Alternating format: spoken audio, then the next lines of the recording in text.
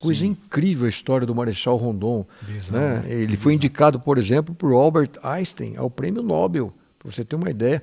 O impacto que às vezes ele causou lá fora. E se você perguntar para a maioria da garotada nossa, Marechal Rondon, não. É o nome da estrada. Não sei se você sabe, tem uma história muito bonita de um presidente americano, o Roosevelt, que visitou o Brasil e foi aqui hospedado e anfitrionado pelo Marechal Rondon.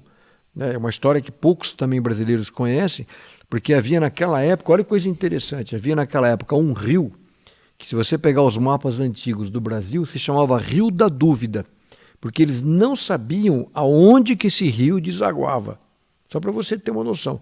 E o Rondon, então, ele monta uma expedição para tentar descobrir para onde. E aí o Roosevelt, que era um aventureiro, fazia safaris na África e tal, ouve falar disso e ele participa dessa expedição. Você imagina, um presidente dos Estados Unidos naquela época vem para cá e eles se embrenham na mata e ele traz aí uma equipe de cientistas, paleontólogos, traz aquele Chapman que descobriu o primeiro dinossauro, enfim. Né? Tanto é que se você for hoje no Museu de História Natural de Nova York, que tem até aquele filme, Uma Noite no Museu, tem um andar inteiro sobre o Brasil, graças a essa expedição organizada pelo Rondon, aonde teve o Roosevelt.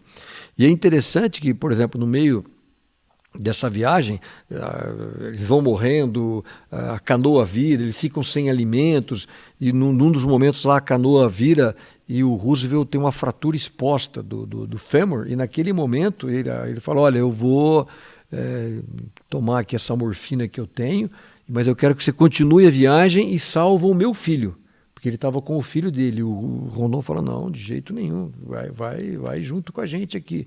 E aí ele sai pela mata, faz uma maca e consegue salvar ele. Tanto é que quando ele chega nos Estados Unidos, o Roosevelt propõe uma campanha para nomear também o Marechal Rondon como o Prêmio Nobel. Para você ter uma ideia. E se você olhar os mapas hoje, um dos maiores rios do norte do Brasil se chama Rio Roosevelt, que antigamente era o antigo Rio das Dúvidas.